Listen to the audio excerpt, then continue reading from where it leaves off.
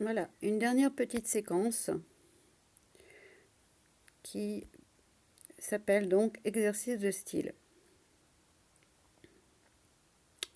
Donc voilà un exercice qui peut vous être proposé en classe virtuelle, mais qui peut aussi être proposé en classe, je pense. Donc voilà, c'est un exercice qui s'appelle exercice de style, la peinture figurative. Donc vous avez une petite fresque qui présente l'histoire de la peinture figurative, c'est-à-dire de reproduire une scène ou un objet ou un paysage réel, donc le plus précisément possible. Donc là, on a les grottes de Lascaux,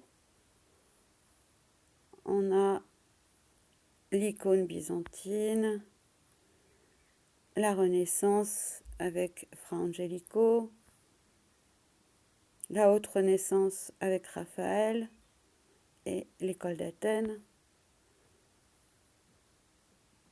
le style classique, néoclassique avec le Sacre de Napoléon par David, le radeau de la Méduse. Alors tout ça, c'est très...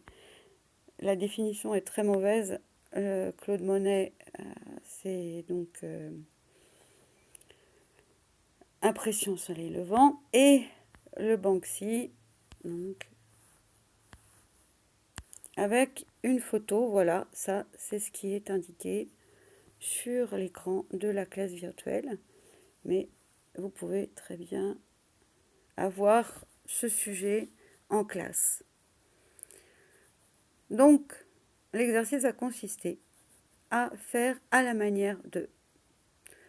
Et pour ce faire, je ne vais pas vous demander de peindre, on ne va pas vous demander de peindre comme Raphaël, ou comme David, ou comme Claude Monet. On sait que on aura peu d'entre vous qui auront ce talent. Hein. Donc, il y a une petite astuce, à vrai dire, c'est bien sûr les applications. Donc, on va aller voir dans les applications ce qu'on nous propose pour peindre à la manière de. Et il y a une application, j'en ai vu plusieurs, hein, j'en ai trouvé plusieurs qui sont assez faciles, mais qui ont des rendus pas formidables. Donc, celle que j'ai téléchargée, voilà, il y a Cut, Paste. Et après, vous avez Art Filter qui propose donc des filtres pour modifier les photos. Et peindre à la manière de. Alors, voilà. Donc, nous, on va prendre notre bon vieux GIMP, qui, aux surprises, existe aussi en application. C'est le petit renard qui est là. Donc, on va prendre GIMP. On va aller dans notre galerie, tout simplement.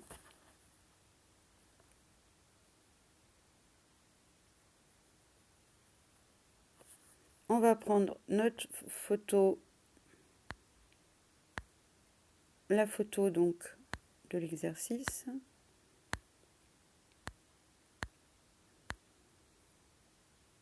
Voilà.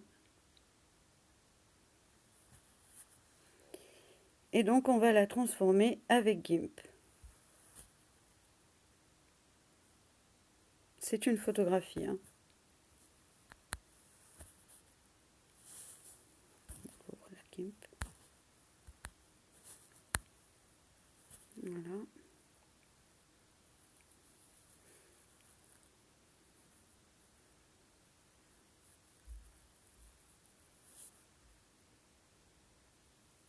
Alors, il est un peu long à charger parce que c'est quand même un outil qui est prévu pour l'ordinateur plus que pour le portable. Voilà.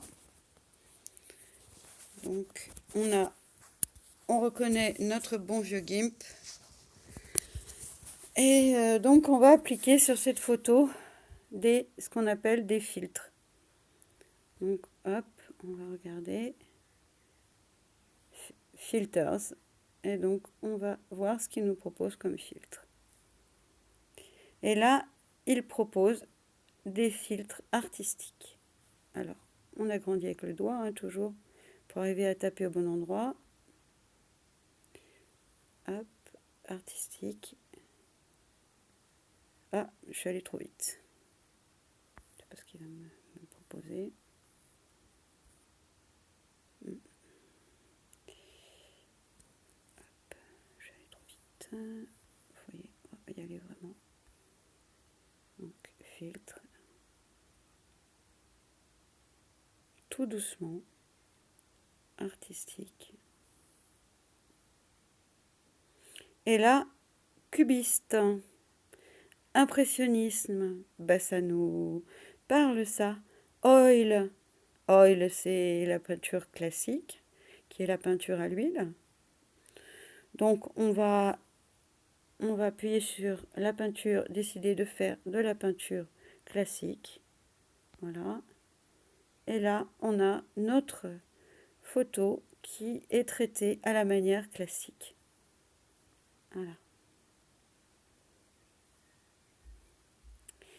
Vous avez la taille du masque. Donc, plus la taille du masque va être large, plus le dessin va être flou. Et on va aller vers de l'impressionnisme, voire du cubisme. Là, tout dépendra de la taille du masque, finalement, qu'on va choisir pour le faire. Donc, on va prendre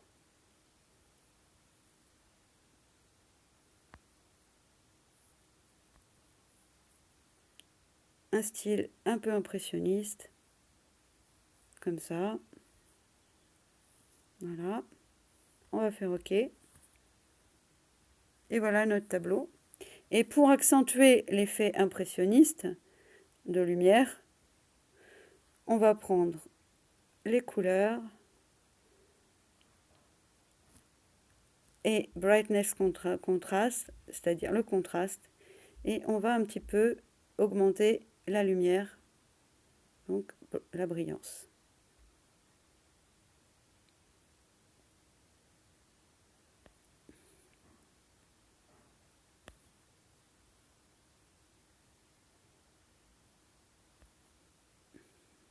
Voilà. On va penser aussi donc au mélange optique. Donc on va augmenter un peu le contraste aussi. Allez. Pour augmenter l'effet. Alors, c'est vrai, c'est pas facile sur l'ordinateur, sur le téléphone. C'est quand même plus facile sur l'ordinateur. Voilà, ok, on l'a. Et on a donc notre effet d'impressionnisme. Si on veut faire quelque chose de plus classique, il suffit de prendre un rayon de masque inférieur. C'est tout simple. Alors, on va bouger là, voilà. Appeler. Ok.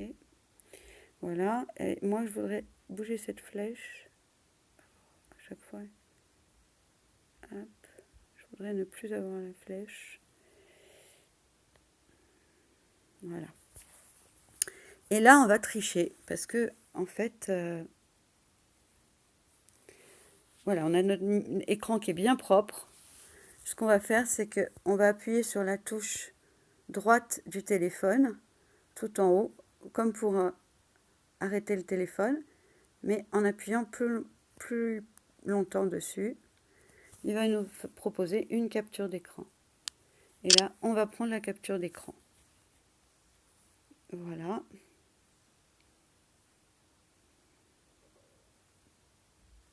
Et il nous dit qu'il a enregistré la capture d'écran. Bon, bien, on n'a pas enregistré comme ça, parce que c'est un petit peu complexe, et ça demande d'acheter de l'espace, etc.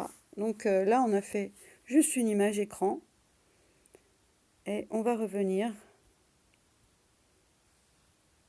dans notre galerie et on a notre image écran qui arrive, qui est là. Voilà, on a retrouvé notre travail et on va la recadrer, bien sûr. On va la recadrer pour avoir uniquement... Bon, ça, recadrer une photo, maintenant, je pense que vous avez tous compris comment on faisait. Mais bon, on va le faire ensemble quand même. On recadre ici. Et on va recadrer sur la photo. Bon, c'est un petit peu triché, mais bon. Sinon, il aurait fallu qu'on enregistre la photo sur un cloud et acheter de l'espace sur Microsoft. Donc là, on a un petit peu triché. On a fait une image écran de GIMP, des filtres de GIMP. OK. Et on enregistre une copie. Et voilà, vous avez fini votre travail. Et vous pouvez donc me l'envoyer ou l'envoyer à votre professeur. Donc en allant sur la photo.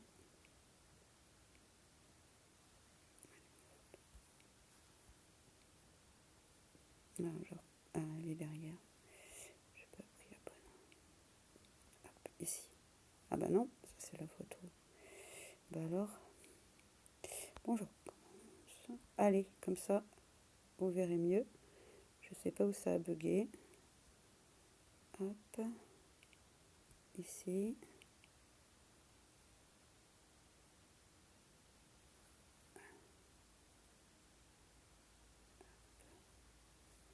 OK. Enregistrer une copie. Une modification enregistrée.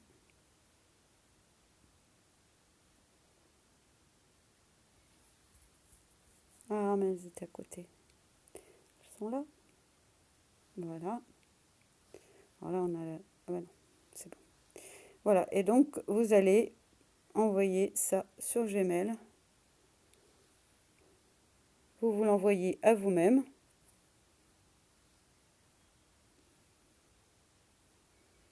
Là, vous voyez mon adresse mail, mais vous l'envoyez à vous-même ou à votre professeur.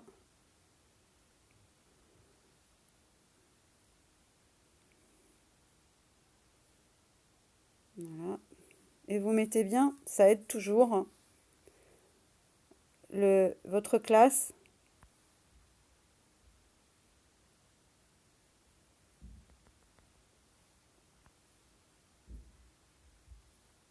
Le nom de votre collège. Votre nom. Et si vous avez un frère dans la classe ou une sœur, vous rajoutez votre prénom et la séquence, le numéro de la séquence, donc, ou le nom de la séquence. Et là, en l'occurrence, c'est exercice de style. 6 de style.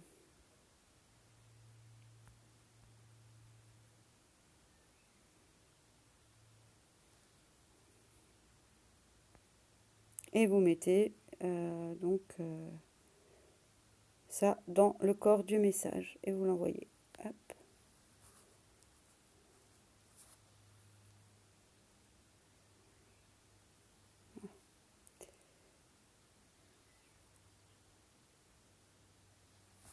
Voilà. Vous le recevez sur votre ordinateur et vous l'envoyez. Alors, je vous souhaite une bonne reprise à tous.